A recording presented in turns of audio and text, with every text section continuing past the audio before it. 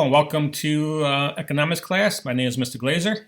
I usually like to start out by telling you a little bit about myself. I attended University of Michigan in Ann Arbor and got a bachelor's degree in education with emphasis on history and social studies. A little bit later, I attended Oakland University and got a master's degree in special education. And then a little bit after that, went to Wayne State University and got a master's degree in library and information science. Started working in Warren Consolidated Schools in 1997 at Carleton Middle School. I taught special education there. I stayed at Carleton until 2006 when I moved over to Warren Mott. And at Warren Mott from 2006 to 2010, I taught special education. And then in 2010, I became the school media specialist at Warren Mott. And then started teaching also world history and media communications, and this year I'm teaching economics. In economics class, we have a pretty good routine going in. We start the class out by reading our daily article every day we have class. That gives the students time to get settled and for me to take attendance as they start logging into WebEx.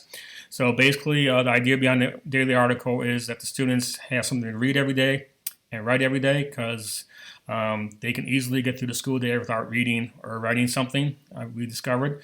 And so, and the article is not just about econ or history or it could be about anything. So if they ever come home, when you ever come home and they tell you about some weird thing they read, it's probably from the daily article. We just had one last week where about ducks eating fish eggs, and the fish eggs can go through the ducts and the fish eggs can still be born. So that's one of the weird things. So it's just basically anything can be one of the articles. After the article, we do our PowerPoint on the topic of the day for econ. And at the end of the PowerPoint, they usually have about 5 or 6 reflection questions to answer, and then a study guide. And after every 3 PowerPoints, we've been doing a quiz. So they've already had 2 quizzes so far. And so we'll be doing, after every 3 PowerPoints, do a short 15-question quiz. And we'll be doing bigger tests once we get through a few more PowerPoints.